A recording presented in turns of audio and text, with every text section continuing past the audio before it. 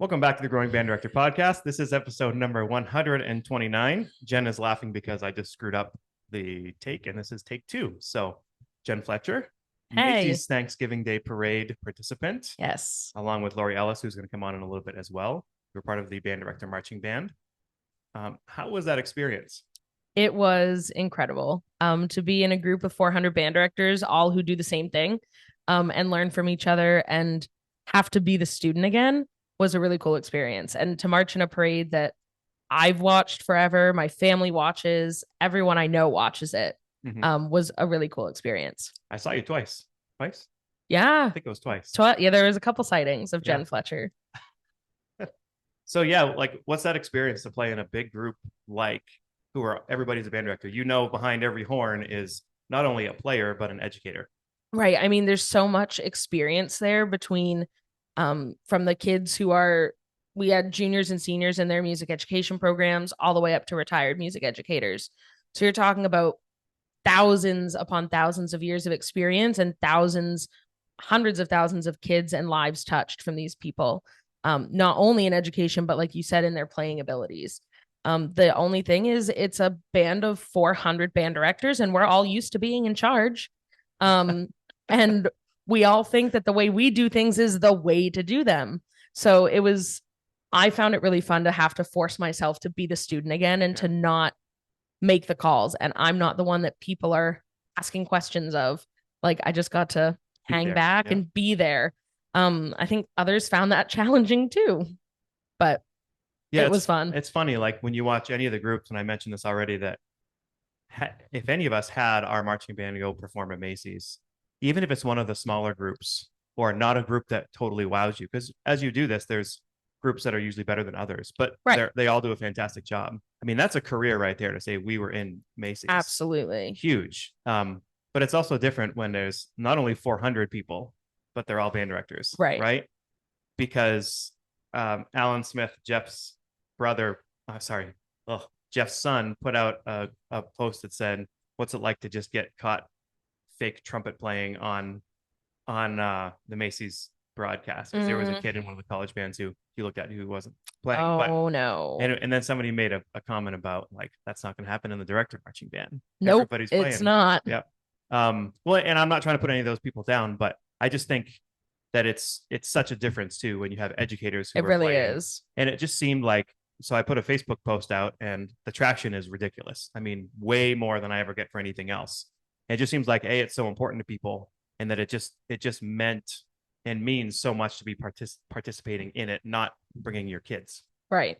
Yeah. I mean, if you make the Macy's parade, you're one of the best bands in the country for that year.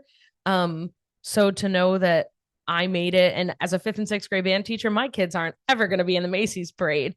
But so to know that I was still able to have that experience as an educator, and still get that feeling, it felt like my kids were there with me. Yeah, that's awesome.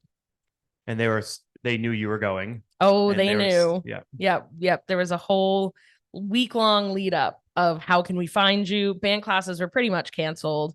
It was, we want to know where you're going to be, what you're going to wear. Can you wear a cat hat?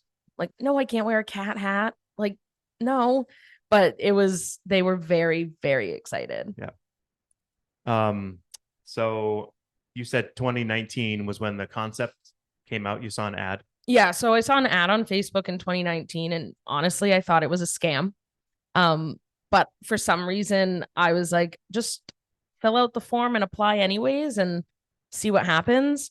And that was for the 2020 Rose Bowl Parade in Pasadena, which got canceled because thanks COVID. So we ended up being pushed to the 2022 Rose Bowl Parade. So we marched in that. And then 2 days after we finished with that parade, the head of Macy's called our director and asked if we would come perform for Macy's. That's awesome. Yeah. So then, is this the first year that it happened, or did it happen last year too? No, this is the first year that it happened for Macy's. Yeah. So it was the 2022 Rose Bowl Parade and the 2023 Macy's Parade. So is this something that's going to happen again?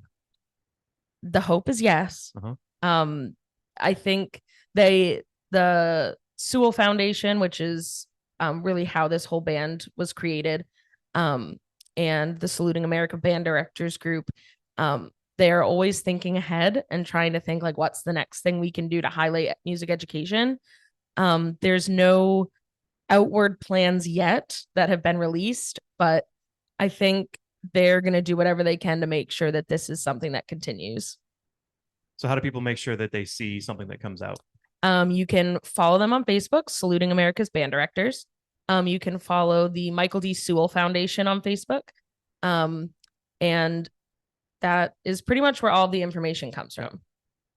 Okay, so you did an application. Mm-hmm. You had to tell them about yourself and fill out the forms and whatever. Yep. Was there actually an audition? There was no audition. Yeah. You're a band director. We trust you can play. Exactly. Yep. You're a band director, and if you're a band director and you can't play, maybe reconsider. Yeah. Did they cut people?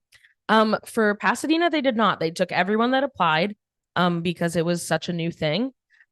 We found out at our banquet, in New York City that they had 900 applicants and they took 400 of us. Anyone from Pasadena that marched previously got to come back for Macy's without any type of cut. And then they took like 200 on top of that. I wonder how they made that choice. It's probably random, right? Like, I think it was random, and there was a whole process of like, so you marched Pasadena, you're in, and then like you were referred by someone who marched in Pasadena, and then like you play an instrument that we need more of. Yep. And then anybody else. And it just went down the line. I can't imagine what that band sounded like in person. I mean, I saw some of the videos and obviously the broadcast, but in person, so different. There's no words to describe that first sound that we made in a ballroom, in a hotel, in Times Square. Like I don't think any of us, like, we knew it was going to sound good, but none of us really expected the absolute wall of sound that it was. You're like probably thinking, I'm with my people. Absolutely. Yeah. Like, these are my people. This is where I belong.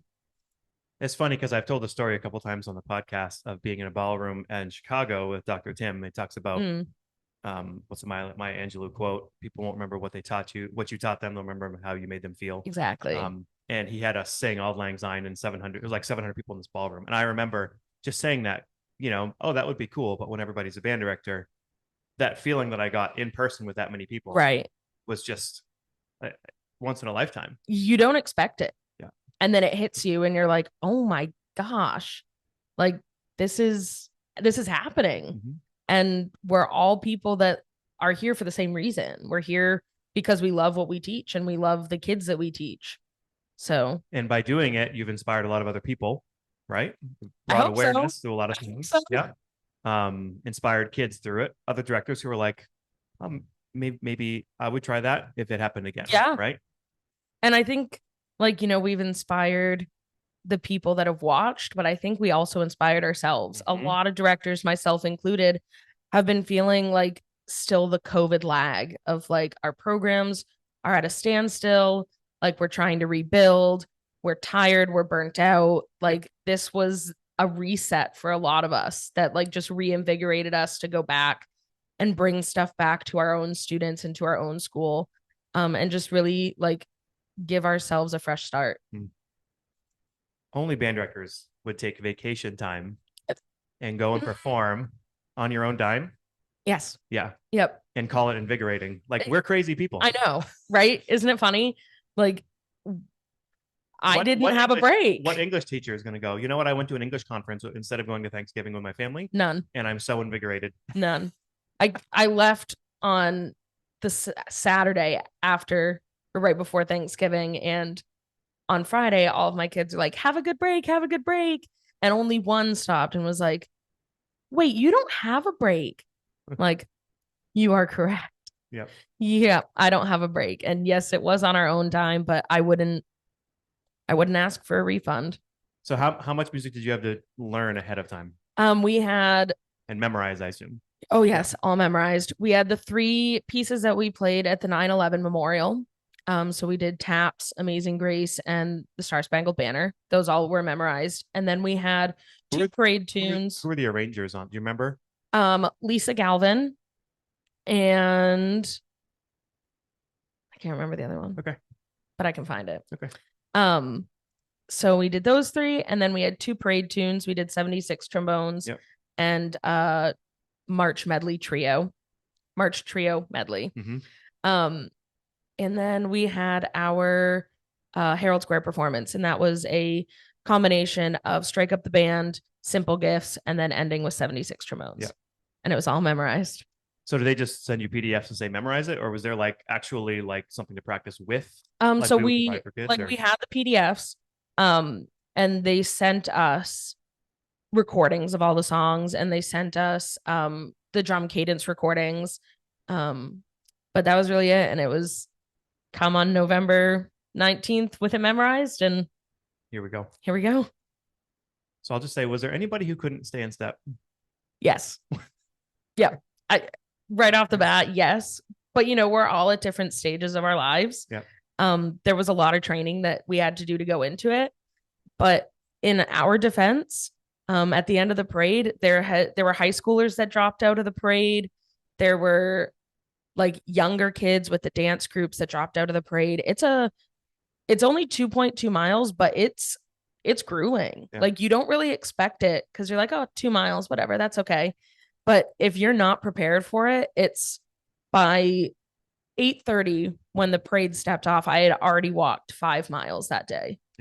So, and then I had another 2 to go with the actual parade itself. So you guys are up at like dark 30 just to get there. Wake up call was 12:45 a.m. Our rehearsal started at 3 and the parade started at 8:30. It was a long day. Wow. But it was a fun day. Sure.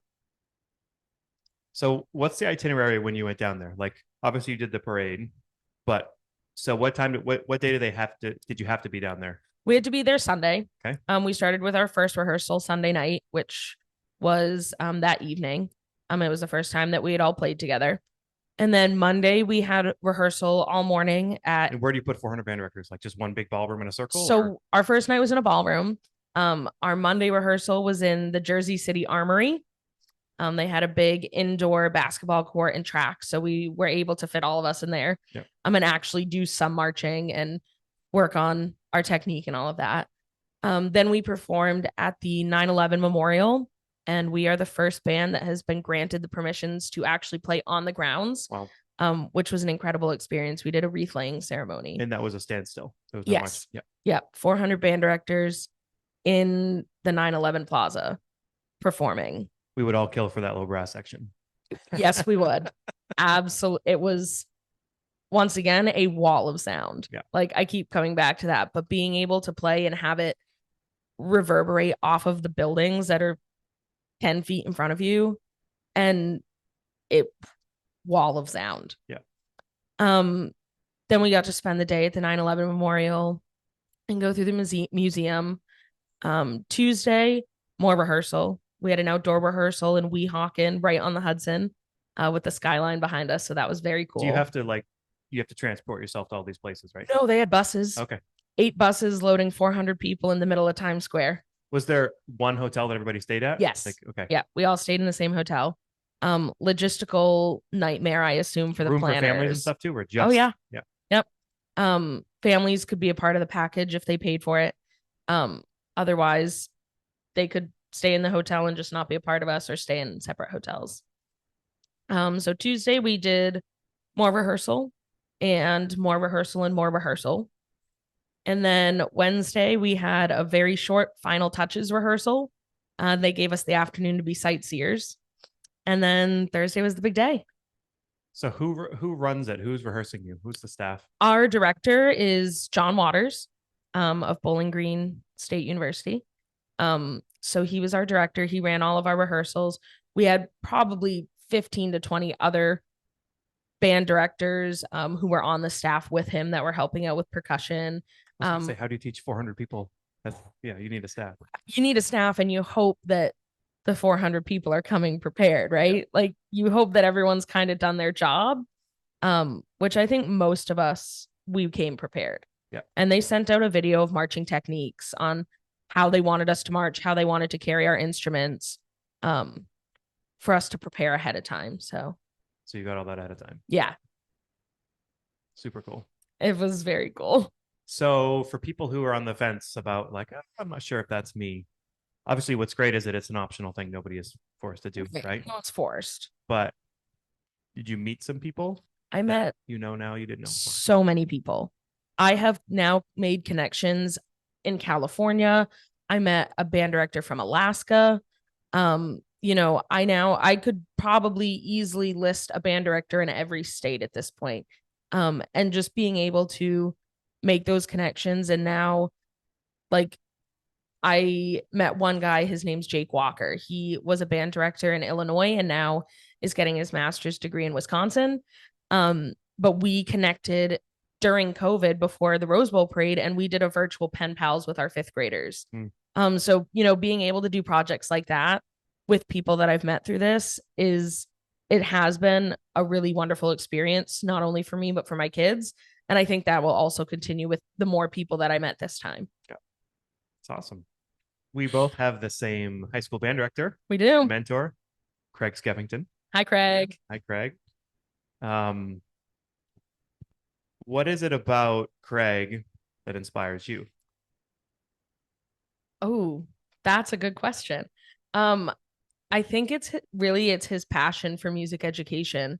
I marched in this parade in honor of all my music teachers, but I'd say really he was the catalyst that turned the page for me. Like, I knew I wanted to be a band director, but it was his passion that he showed in our rehearsals, and the respect that he demanded from us, but also that we earned in return from him when we did our job and when we showed him that we could achieve things and when we met his expectations.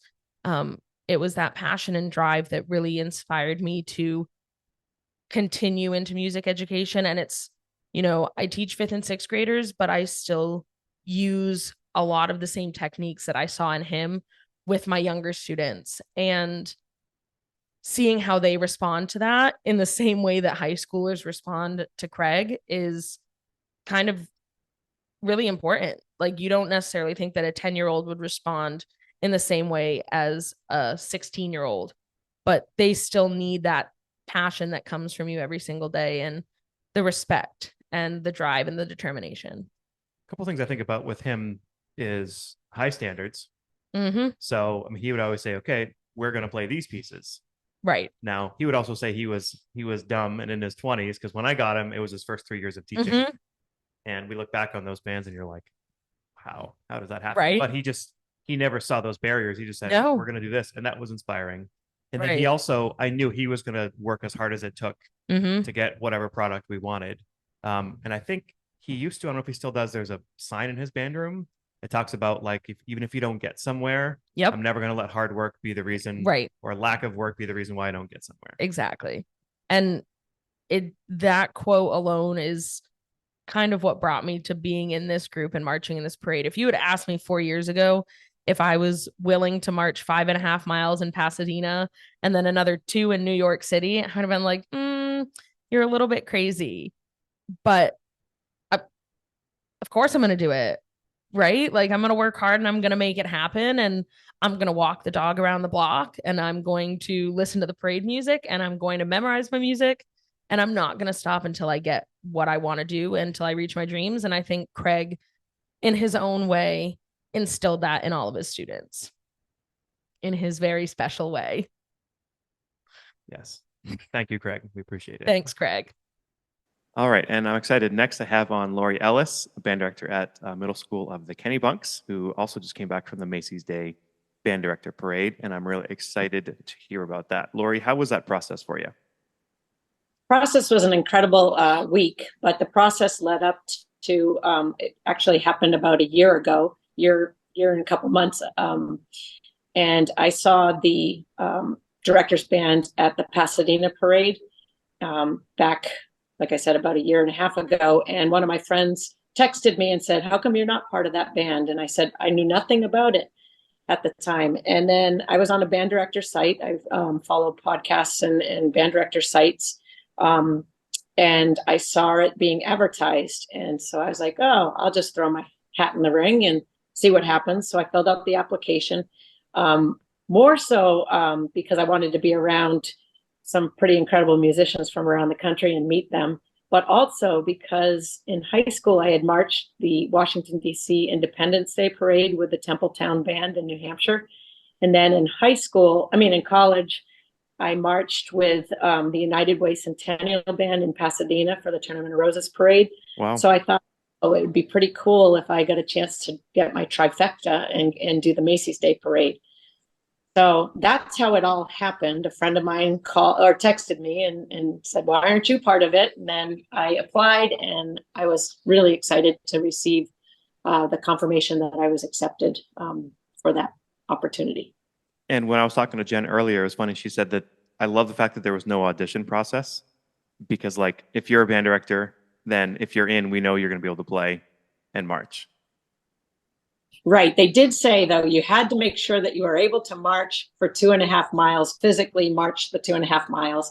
Yeah. And honestly, I mean, I don't have a marching band program in the middle school except for that we march the Memorial Day Parade. We don't do halftime shows and that type of stuff. But I work out all the time. So I knew physically I could do the 2.5 miles, but I had not marched and played at the same time for that 2.5 miles since Pasadena in 1987. So I did train for it. I did practice a lot. I probably played all summer long. I probably 6 out of the 7 days I played, and probably 2 hours a day of playing. And I worked out and ran on the treadmill when it was raining outside this summer, and got physically ready and mentally ready to play. So. And they sent you a lot of music that you had to learn and memorize with some recordings and things? Yes. Yeah. So they sent us the two big pieces that we're playing for the actual parade. And then they sent us additional piece that we played in Herald Square. And then they sent us pieces that we were playing at the 9/11 memorial. So about 6 pages worth of music to memorize, which I hadn't done memorization process for a really long time. So that did a little bit of time. And I appreciate the kids when they whine about, my own kids whine about memorizing. I now have a different view on that. Tell me about what it felt like to be with 400 band directors making music. It was an incredible experience. I will tell you, I did suffer a little imposter syndrome at the very beginning. Sunday, I had prepared, like I said, over the course of the summertime. I had memorized all my music. I did play third trumpet, and the way they had us situated for the first rehearsal, there was 400 people in a banquet hall, basically, but we were set up in different instrumentation. So I was sitting, beside a second trumpet player, behind a mellophone player, like we were all mixed in, and 400 people playing at the same time. You could barely hear yourself at first. And then I was like really nervous, because I was like, I don't even know if I'm playing the right notes. I think I am, but I couldn't hear myself. As we started working outdoors the next day, when we went to the football field and we were actually outside and you could separate a little bit, I was feeling a lot better about like, oh, I am prepared. I do know what I'm doing. I can actually hear myself play. So that very first night, I was like, whoa, these guys are great. Should I be here? And then I realized that I was doing okay. Yeah, and you've got a couple of boys who are musicians. What do they think that their mom was in that parade? They're really proud. They're really happy that I got a chance to do this. Yeah, my older son is in his grad program as an engineer, but up at UMaine. But he's been doing music with Dr. Chris White up there at UMO for the whole 4 years of his undergrad, and he's playing in the hockey and pep bands in his graduate program right now and having a blast up there. And then my younger one is at UNH, and he's a music ed major, going to student teach in a month or so. And so he was pretty proud of me as well. Both of them didn't do marching band in college. Connor because of COVID, Colby because he didn't really want to do marching band, but they really enjoyed seeing all the marching units in the parade. They made it down to New York to see me after college classes on Tuesday. And tell me about what your students think. Like what have they said to you today since you've been back, and in the preparation beforehand and all that? Yeah, so I'd get to school every morning. I was at school at like 6:30. And so the buses at the middle school get here around starting at 7 o'clock. So they'd walk by the band room and they'd hear me practicing and they'd come in and cheer me on and say, it's sounding good. It's sounding good. They were really excited. And then as we're getting closer, getting them prepped that they were going to have a sub last week and behave themselves and all that, they became really excited about it. And they were I'm going to watch you on TV. And how will we know where you are in the parade? And I said, just look for the short trumpet player. And so they thought, oh, that would be easy, find the short trumpet player. Well, there were 75 trumpet players and some of them were actually shorter than I was. So it was a little hard to spot me. They did see me march by at a couple points. And so I heard from a lot of kids. My 6th grade band had full band today, but my 7th and 8th graders don't have full band until tomorrow. So I really don't have their perspective, although a couple of kids stopped by during lunch and asked me how it went. So they've been pretty excited. But rehearsal with 6th grade today was awesome. It was just like I don't know whether that they got rested after vacation or if it was me coming back after experiencing this and telling them about it. But their rehearsal etiquette was fantastic. And them to vision the size of their band, they have 65 in their 6th grade band. I said, add 10 more chairs, and that's just the trumpet section of the band that I played with. So they were like, wow, that's incredible. So it was pretty cool today. Well, it's inspiring for your students to see you do something that's really big and really cool like that. And also for them to realize there's more outside of the state that they live in. Yes. Yeah. That's for sure. To be playing with people from Alaska and Hawaii. And there's somebody that came over from Japan. I think maybe they're doing a 1-year stint in Japan. But coming from Japan, and I think there were 2 people from Mexico as well, but from all walks of life, all age groups in this. That was the fascinating part too, is that there was a 77-year-old trumpet player marching a couple rows in front of me. And he's like, I'm not as old as everybody thinks I am. I'm going to definitely be able to do this. And he was pretty motivated. But having, brand new teachers, I think they selected a mix of people, which was really fun because we could collaborate. I mean, so there were a lot of, under 5 years of teaching. And then there were a lot of people that were actually retired or recently retired marching that shared their wisdom and shared what it will be like when we eventually get to retire. Well, it's funny because as band directors, we try to push our kids to do hard things, right? Everything about band is like opposite for what is easy in their culture right now. And so you by you doing this, you're walking the walk and showing them, no, when I ask you to do something hard, I do that too. And it just provides a really good role model for them.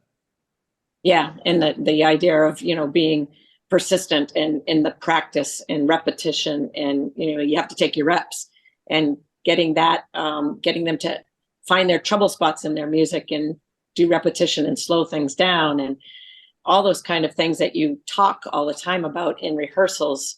They were seeing me do that or hearing me do that. And they're like, it's getting better. Mm-hmm. Or coming into the room and I have my metronome clicking and they're like, why do you have your metronome going? I said, because it needs to be at a certain tempo. We have to march to that tempo. So, walking the walk and doing something that's hard and something that's out of my comfort zone. I hadn't marched in a really long time. And I told the kids that, and they were fascinated with that. And you can use that because the next time your students need to memorize something, you talk about what the memorization process is like because you just went through it, and even getting something up the tempo. We talk about you can play it at 100 beats a minute, but you have to be able to play it 140 beats a minute. Well, if you can go 5 clicks faster every day, it's going to take you, 8 days to get there. And thinking about I had to memorize 5 pages worth of music or whatever it was. But if I just did 1 line every day, I got it done during the summer, So having that long-term approach is a great connection with them. Yeah, goal setting certainly was, I modeled that for them. And I did show them along the way. I showed them which pages, what it looked like. And so I think they have a good idea. But when they get their Memorial Day music and they tell them they have to memorize it and they start whining, I'll just pull out the 6 pages of music and said, would you rather have this? That's right. So as you think back to it, who are some people that you met? I enjoyed some of the, the impromptu meetings like at mealtime where you would just sit and people would sit around, people would sit beside you. It wasn't cliquey at all. I didn't think it was cliquey at all. I got to meet a wide variety of people, from high school directors to elementary program directors, to middle school. And it was interesting talking to like other fellow middle school teachers and what their programs were like, and thinking, I get really frustrated because at my school district, we only have full band per grade level once a week for 50 minutes.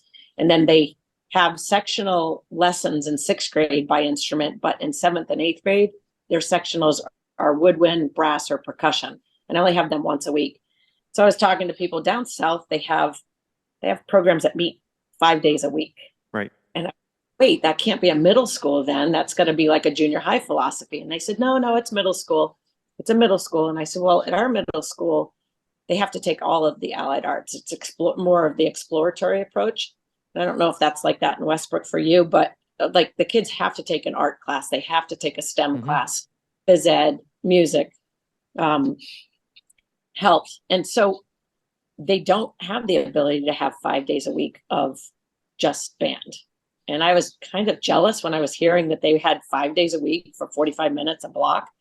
And they said, well, just picture in some of the schools down in Georgia, for instance, they start kids in 6th grade, right, having days a week, but they don't have sectional rehearsals. They're starting the whole band as a huge group. And they said, your method might actually be better where you have just the trumpets together, in 6th grade. And then as they get more experience, 7th and 8th grade, they're in brass. So they said the grass isn't always greener on the other side. So that's right. That was good to hear, I guess. But I still would love to have my bands more than I do. I hear you. So as you think back to the time when you were in New York, like what are some memories that you think in a couple of years you'll go, these are the things I really remembered? I think the playing at the 9/11 memorial was just, I don't know how to describe it. It was so emotional for me. My sister-in-law worked in the Twin Towers and was late that day to work. And to know that she's safe, obviously, but she could have been one of those people that perished. And so that emotional, the Amazing Grace was just incredible, that piece. And then the taps, we played taps there, just 400 people, and the wreath laying ceremony. That was truly a highlight. The other thing that I thought was really, that I'll take away, is watching parades on TV and watching parades like in real life, or participating in a parade like Macy's in real life, is totally different. To have marched 2.5 miles and then to do that little thing in Herald Square after playing 2.5 miles and filming, and that's what everybody sees on TV, is like, you would think it's opposite. You'd think they would film something at the very beginning and when you're fresh, but having to save something for the very end. And that was quite an experience, and all the TV and all the people, it was just amazing. Thank you for sharing that. When you're talking about 9/11, even before you were sharing your personal connection with it, I was starting to get chills just because I could tell, like, obviously I wasn't there, but those are the memories, right? How you felt, like that's what you take away from all of it. And how cool is it to have your boys be able to go down there and experience it with you too? Yeah, my husband and both boys were there. And just my sister-in-law actually was there as well, which was pretty cool for her to be there, and watch that whole experience as well. So you were talking about how one of the biggest things for you is the service through music with the Michael Sewell Foundation, that this was all kind of stemmed from. Tell us a little bit about that. So the mission, Michael Sewell was a band director in Ohio, Pinkerton in Ohio. And he, I believe, taught for 36 years, and his bands marched in different parades, but he also was a firm believer of using skills like music to give back to their communities. And so the mission that we were challenged with with being selected was to do a service through music project. And I participated in the band director's virtual band arrangement that was released on 9/11 of the piece Amazing Grace. And so I participated in that. Other schools around the country, some other schools did service projects with their students. Our schedule got messed up at the very beginning of the year, so I didn't start right away with my band as a full band. I had anticipated doing something for Veterans Day, where they would be playing at a memorial at Veterans Day and record that. But that didn't happen, unfortunately. But we are doing some stuff with service through music at the Christmas time with our nursing homes in the area. I'm going to have ensembles go down and play Christmas carols. So giving back to one's community through music is one thing that I think is so important for kids to take a passion and give back and know that they're making a difference in people's lives. And the other thing that's making a difference in people's lives, I always hope that I make a difference in everyone's lives that I teach. But the really cool thing about this whole experience was I've heard from so many people through this experience, through Facebook, through text, people that I haven't heard from in a couple decades actually found out that I was playing. And I've heard from people back 35 years ago that were in my program and telling me the memories that they had of their middle school experience and the difference that I did make in their life by teaching them not only about music, but about life through the process. And that is the motto. We teach music, we teach life. And I think to hear from all those people and to know that I made a difference, I think is probably one of the most amazing feelings as well. That's off to you. That's awesome. That's so great. That's what it's all about. Yeah. Yeah. That just must feel great. And having this opportunity to hear that is really big. I was always taught if you can do something that you love that can help other people, it's a great living, and that's one of the reasons why we do what we do. All right, Laurie. So, what are a couple pieces that you're really excited about? So, in preparing for to try to do something for Veterans Day breakfast before our schedule got messed up, I had chosen this summer a piece called "Tribute for Band" by Dan Butterfield, and it focuses around the melody of taps, but it superimposes some other pieces of music: "Simple Gifts," "Star Spangled Banner," "Amazing Grace," "Battle Hymn of the Republic," and it's just a gorgeous arrangement. I would highly recommend if you're looking for something that you could pay service to military. It's a wonderful piece, and my kids are really doing a fantastic job with it.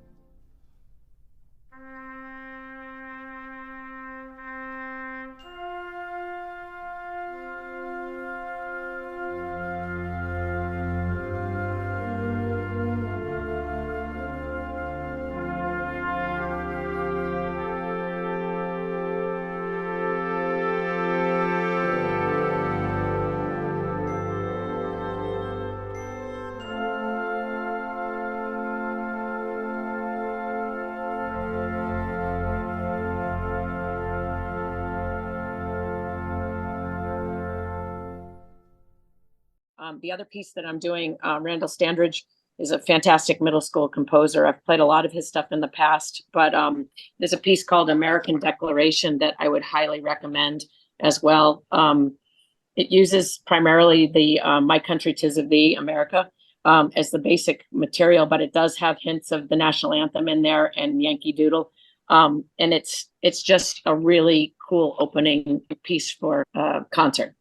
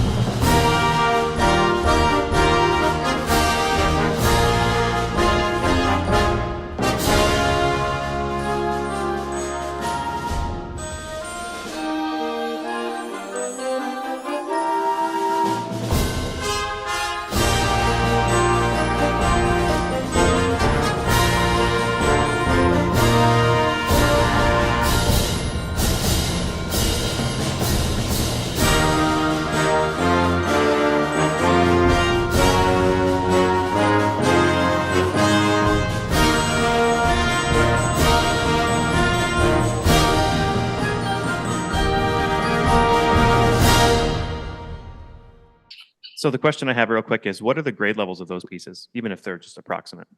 Yeah, so American Declaration is a 1.5 and Tribute for Band is a 1. So starting out in the fall, it actually worked out fairly well to get them focused in on review of steps and balance and blend. They're both phenomenal pieces. The kids love them. Well, Laurie, thank you so much for spending the time sharing your experiences and everything with us. We sincerely appreciate you taking your valuable time and listening to the Growing Band Director podcast. Your students are very lucky to have a band director like you. If you have any suggestions for episode topics or think you have an area of expertise to share on a show with us, please reach out.